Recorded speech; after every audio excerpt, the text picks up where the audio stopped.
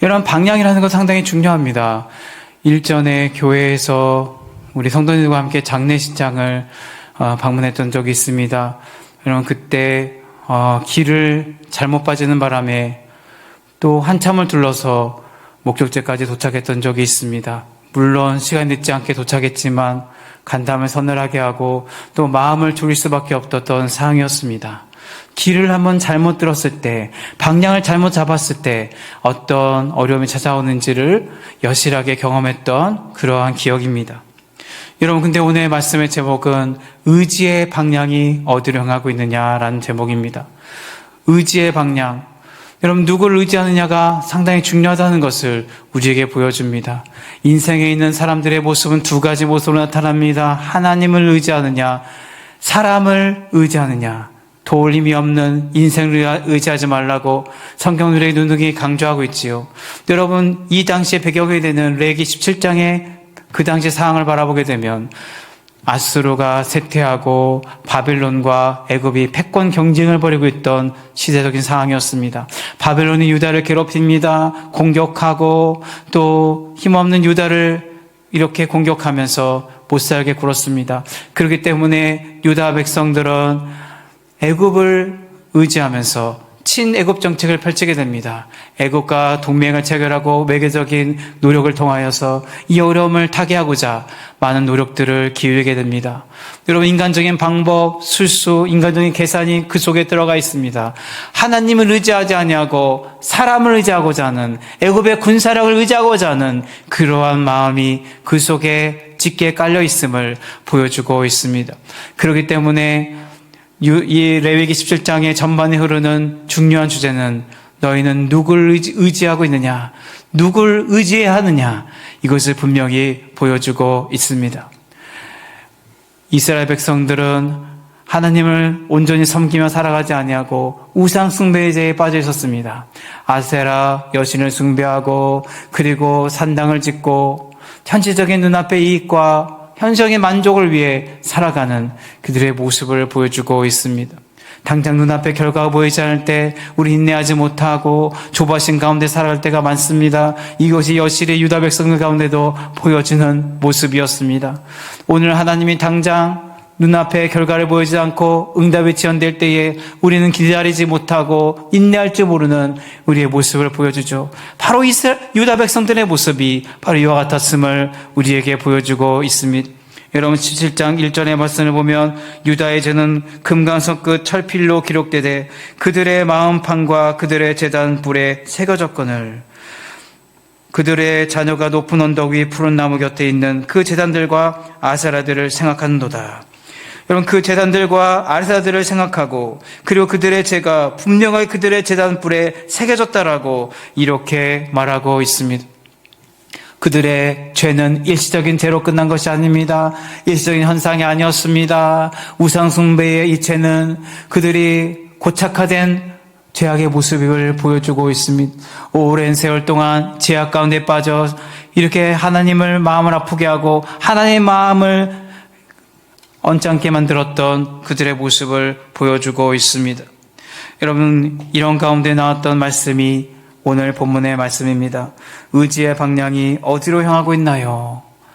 여러분, 이렇게 하나님을 의지하고 또 사람을 의지하는 자의 대비적인 모습 가운데 사람을 의지한 자에게는 이와 같은 저주가 임할 것이고 하나님을 의지한 자에게는 이와 같은 복이 임할 것이라고 대조적으로 오늘 말씀해 주고 있습니다.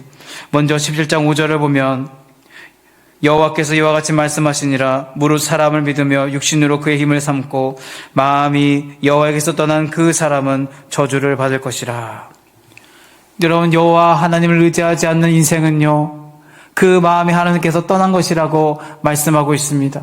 우리의 마음이 전심으로 불붙는 것 같아서 하나님을 찾고 구하며 하나님을 의지하는 삶이 되어야 됩니다. 그러나 사람을 의지한 인생은 그 마음이 하나님께서 떠났습니다. 그리고 육신으로 그의 힘을 삼을 뿐만 아니라 사람을 믿으며 살아가는 삶이라고 말씀하고 있습니다. 그 사람은 저주를 받을 것인데 비유적으로 말씀하자면 그 사람은 떨기나무와 같은 인생이라고 말씀해주고 있습니다. 떨기나무는 오해하지 마세요. 출애굽 3장에 나와 있는 떨기나무와는 다른 종류의 나무입니다. 다른 히브리어 단어가 사용되고 있습니다. 여러분, 여기에 떨기나무는 사막의 떨기나무라고 했습니다. 황량한 그러한 사막 가운데, 광야 가운데 자라고 있는 것이 바로 이 떨기나무입니다. 떨기나무는 나무란 말을 쓰지 아니하고 영어 단어에도 부시라는 덤불이란 말로 사용하고 있습니다. 여러분, 가시덤불이란 말 많이 들어보셨죠? 여기에는 열매를 맺히지 못합니다. 그리고 외롭게 떨어져 있는 황량하고 간조한 땅에서 자라는 것이 바로 이 떨기나무입니다. 그렇기 때문에 물의 공급을 받지 못합니다. 수원까지 그 뿌리를 내리지 못합니다. 그리고 뿌리가 얕아서 이게 뻗쳐 있지만 이것이 주변에 수원의 공급을 받으면서 자라나지 못하는 나무가 떨기나무라는 것입니다. 충분한 물의 공급을 받지 못한다는 것. 그래서 일시적으로 비가 내리면 수분을 공급받지만 그것은 일시적인 현상에 불과합니다. 그렇기 때문에 주변 환경에 쉽게 영향을 받을 수밖에 없는 것이 떨기나무라는 것입니다. 여러분, 사람에 의지하게 되면요, 우리는 똑같은 현상을 경험하게 됩니다. 우리는 외롭게 신앙생활하는 것 같습니다. 외딴 섬에 이렇게 떨어져 홀로 살아가야 했던 로빈슨 크루소와 같이 우리는 외로운 섬 가운데 지내며 살아가는 인생이 될 수밖에 없음을 오늘 우리 가운데 보여주고 있습니다. 우리는 그렇게 간조하고 메마른 땅 가운데 놓여있는 인생이 되어서는 안 됩니다. 떨기나무에게는 악명 높은 이름이 붙여집니다. 아르란 말입니다. 이것은 성경에서 드물게 희귀하게 등장하는 몇 군데 나오지 않는 그러한 단어이기도 합니다. 황량하고 떨어져 있고 메마른 그와 같은 그러한 나무를 향해 붙여지는 것이 바로 아르라는 것입니다. 바로 이와 같은 아르의 이 말이라 붙어 있는 이 반복되는 이 발음을 통해 나타내는 것이 바로 떡이나무 같은 인생이 이와 같음을 보여주고 있습니다. 여러분, 물의 근원에 서식하며 이렇게 충분한 물의 공급을 받고 수온의 물의 공급을 날마다 받는 나무가 복된 나무임을 우리 가운데 보여줍니다. 그러나 떨기나무는 그렇지 않음을 우리에게 보여주죠. 거칠은 땅, 간조한 땅, 메마른 땅일 뿐만 아니라 그 땅은 어떤 땅이냐면 물기가 거의 없는 소금 땅이라고 오늘 우리에게 표현해주고 있습니다. 여러분, 열매를 기대할 수가 없습니다. 열매를 맺을 수 없는 구조를 가진 것이 떨기나무라는 것을 우리에게 보여주고 있지요. 여러분, 그런데 너무너무 안타까운 것은 6절을 보면 이런 말씀이 나옵니다. 그는 사막의 떨기나무 같아서 좋은 일이 오는 것을 보지 못하고. 여러분, 좋은 일이 오는데 좋은 일을 보지 못하는 안타까움이 있습니다. 예수 그리스도께서 이 땅에 오셨을 때에 바리새인, 서기관 그리고 많은 무리들은 예수 그리스도를 알아보지 못했습니다. 그들은 영적인 감각이 둔화해져서 깨닫지 못하는 어리석음을 번화했습니다. 영적인 둔감함과 이 영적인 무감각함을 나타낼 때 쓰는 표현이 바로 이 떨기나무와 같다는 것입니다. 그렇기 때문에 영적인 우둔함에 사로잡혀 있는 어리석은 백성들의 모습을 이 가운데 보여주고 있습니다. 여러분, 우린 영적인 둔감한 자가 되지 말아야 합니다. 하나님을 의지하지 아니하고 사람을 의지하는 자는 좋은 일을 보지 못합니다. 오늘 우리 앞에 펼쳐진 좋은 일 얼마나 많습니까? 하나님의 은혜로 우리 하루하루를 살아갑니다. 오늘 감당 못할 하루의 삶, 버거운 하루의 인생길을 걸어가는 동안에 하나님이 한시도 우리에게서 눈을 떼지 아니하시고 우리를 일하여 주시고 우리의 걸음걸음마다 지켜 인도하셨기 때문에 오늘 이 자리에 올 수가 있었습니다. 오늘 걸음걸음을 정하시고 가는 길을 기뻐하신 하나님의 은혜 가운데 우리는 이 자리에 머물 수 있었습니다. 여러분, 물가에 심겨진 나무라는 이 뜻은 무엇을 갖고 있습니까? 스스로 자라는 나무가 아닙니다. 스스로 심겨진 나무라는 것이 아닙니다. 누가 옮겨 심었다는 것입니다. 옮겨 심었다는 것은 무엇입니까? 은혜의 자리로 우리를 이렇게 인도하시고 그 가운데 우리를 심어 주신 하나님의 은혜가 있었음을 우리 가운데 보여주고 있습니다. 우리는 다른 곳에 서식하는 나무였다면, 그러한 풀과 같은 존재였다면 우리는 허무한 인생 가운데 살아갈 수밖에 없었을 것입니다. 우리는 세상에 방황하며 살았을 것입니다. 갈 길 몰라 방황하며 주님을 모른다 하고 오늘도 어떻게 될지 알지 못하는 현실에 갑갑한 가운데 우리는 세상적인 가치관과 그와 같은 그런 속임 가운데 살아가는 인생이 되고 말았을 것입니다. 그러나 하나님이 나를 택하여 하나님 자녀 삼아주시고 무한하신 하나님의 은혜 가운데 나를 구속하신 은혜 가운데 오늘 이 자리에 나와 예배드릴 수 있다는 것 얼마나 감사한 일인지 모르겠습니다. 여러분, 은혜를 보고도 은혜를 알지 못하고 은혜를 누리지 못하고 은혜를 깨닫지 못하는 것이 바로 인생을 의지하고 사람을 의지하는 떨기나무 같은 그런 자들의 주신 저주라는 것을 우리에게 보여주고 있습니다. 이것처럼 큰 불행은 없습니다. 이것처럼 그 나의 인생의 해답을 가지고 계신 우리의 구주가 되시기 때문에 우리는 이 자리로 나와 여호와 하나님만 의지하며 살아가는 우리의 삶이라는 것을 우리에게 분명히 말씀해주고 있는 것입니다. 여러분, 아이에게 이제 아빠가 계단에서 뛰어내리려고 합니다. 여러분, 요번에 그 불이 났을 때에 4층 난간에서 4층 아파트에서 이제 뛰어내려야 될 상황이 됐습니다. 그 이태원에서 있었던 것 같은데 거기는 많은 사람들이 이제 안전한 매트를 설치하고 거기에 가족들이 다 뛰어내릴 수 있도록 이렇게 안전장치를 해놨습니다. 그 엄마가 아이를 이제 먼저 떨어뜨립니다. 자녀들이 다 떨어지고 나서 이제 어머니가 마지막으로 뛰어내리는 장면을 보았습니다. 여러분, 그때 아이들이 안전한 매트, 뛰어내려도 너는 안심할 수 있고 살 수 있다라는 엄마의 외침, 그리고 내가 너 뒤에서 너를 받쳐주고 도와주고 있으니까 안심해라, 이러한 말을 듣고 나서 오직 엄마를 의지하고 엄마를 생각하는 마음으로 뛰어내린 것이 아닐까 생각합니다. 이것이 상당히 중요합니다. 오늘 우리의 삶에 있어서 주님은 나를 반드시 도와주시고 우리의 삶에 놀라운 반전을 일으켜 주셔서 예수 그리스도 안에 승리를 이루신 하나님이 우리의 인생의 승리를 보장하시고 끝까지 우리와 함께 하시며 우리를 승리와 은혜와 또 하나님이 복된 길로 인도하실 것을 믿기 때문에 그 승리의 확신과 믿음 가운데 우리는 살아갈 수가 있는 것입니다. 이 주님을 신뢰하고 주님 앞에 우리의 삶을 온전히 맡길 수 있는 이 모습이 바로 여호와를 의지하는 자의 모습임을 우리에게 보여주고 있는 것입니다. 비행기 안에 탈출구가 있습니다. 여러분, 비상구가 있습니다. 비행기를 탈 때 항상 뭐를 교육합니까?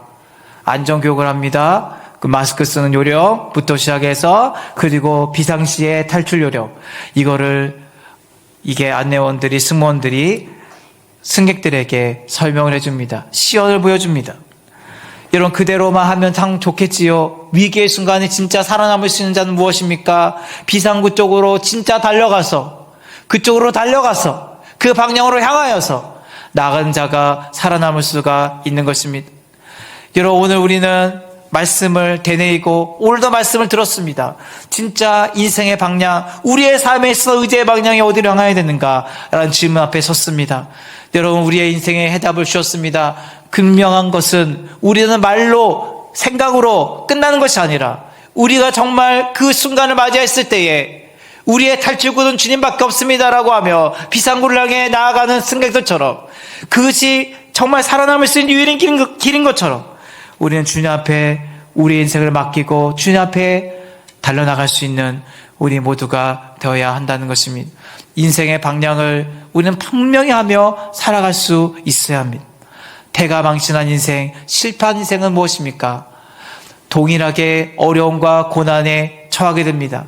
여러분, 우리가 예수님 믿는다고 해서 고난이 안 찾아옵니까? 우리가 예수님 믿는다는 때기 때문에 핍박이 안 찾아옵니까? 우리 인생에 동일한 고난이 있습니다. 우리도 배고프고 헐벗고 굶주리고 그리고 상처받고 정말 사람들에게 따돌림받고 그리고 외로움을 느끼고 동일한 인생의 고난과 어려움 가운데 노출되어 있습니다. 세상 사람들과 별반 다른 바 없이 살아가게 됩니다. 그런데 위기의 순간에 더욱더 빛을 발하는 것은 하나님을 의지하는 진정한 신앙의 사람의 진면목이 위기의 순간에 드러나게 된다는 것입니다. 여러분, 하나님을 의지하고 하나님만 바라보며 그분에게 우리의 삶을 온전히 맡길 수 있는 무게중심을 주님 앞에 실어서 우리가 살아갈 수 있다면 우리에게 주시는 것은 하나님의 놀라운 축복이 우리의 삶에 주어지게 된다는 것, 오늘 우리에게 말씀하고 있습니다. 오늘 주님을 주시는 복을 오늘 볼까요? 여러분 7절과 8절입니다. 그러나 물은 여호와를 의지하며 여호와를 의뢰하는 그 사람은 복을 받을 것이라. 그는 물가에 심기어진 나무가 그 뿌리를 강변에 뻗치고 더위가 올지라도 두려워하지 아니하며 그 잎이 청청하며 가무는 해에도 걱정이 없고 결실이 그치지 아니함 같으리라. 물가에 심겨진 나무이기 때문에 여러분 계속해서 물의 공급을 받습니다. 여러분 오늘 우리가 이렇게 주님께서 나는 딴 곳에 심겨져 있어서 열매를 맺지 못한 인생이었는데 물가로 우리를 심겨주시고 은혜의 자리로 인도하셨습니다. 오늘 물가에서 이 은혜의 처소에서 날마다 은혜의 강다에서 주시는 생명의 말씀을 듣고 살아난다는 거 얼마나 귀한 것인지 모릅니다. 여러분 뱃속에 있는 태 속의 아기도 좋은 말씀 듣고 암송 구절 들려주고 그리고 찬양을 들려주게 되면 이 아이가 어느새 신앙이 조금씩 자라는 것 같습니다. 달랍니다. 태교를 중요하게 여긴 이유가 바로 여기 있다라고 들었습니다. 그래서 여러분 오늘 식물도요 어떤 말을 들려주고 어떠한 말을 전하냐 상당히 중요합니다. 칭찬의 말, 좋은 말 많이 해주면 식물도 아주 예쁘게 건강하게 자라는 모습을 보게 되거든요. 우리가 어디에 심겨져 있느냐 너무나도 중요합니다. 우리는 물가에 심겨진 나무와 같습니다. 시냇가에 심은 나무가 시절을 추자 가시를 맺으며 그 잎사이가 마르지 않 같으니 그가 하는 모든 행사가 다 형통하리로다. 여러분 이게 다 관련된 말씀입니다. 여러분 시편의 말씀과 주옥 같은 잠언의 말씀, 이 성경의 말씀들이 어우러져서 오늘 이 말씀이 정말 축복의 말씀으로 주어지게 됩니다. 시냇가에 심은 나무와 같이 우리는 물가에 심겨진 나무입니다. 여러분 물의 공급을 끊임없이 공급받습니다. 여러분 우리는 마르지 않을 것입니다. 우리는 마른 가무는 해에도 우리는 두렵지 않습니다. 햇볕이 내려지고 여기에 다 말라 비틀어진 상가에서도 하나님 우리를 두려워하지 않도록 지켜주신다고 말씀합니다. 고난이 동일하게 찾아온다 할지라도 우리의 삶에 있어서 어려운 순간을 맞이한다 할지라도 우리에게 준 축복은 무엇입니까? 두려워하지 않을 수 있다. 두려워하지 않을 수 있다. 두려워 말라 내가 너와 함께함이라. 놀라지 말라 난 너의 하나님의 됨이라. 너를 도와주리라. 너를 굳세게 하리라. 참으로 너를 도와주리라. 참으로 나의 의로운 오른팔로 너를 붙들어 주리라. 이사야의 말씀이 얼마나 생생하게 다가온지 모릅니다. 오늘 말씀하지요. 오늘 8절에서 말씀합니다. 더위가 올지라도 두려워하지 아니하며. 인생에 더위가 찾아온다 할지라도 두려워하지 않을 수 있음을 오늘에게 말씀하고 있습니다.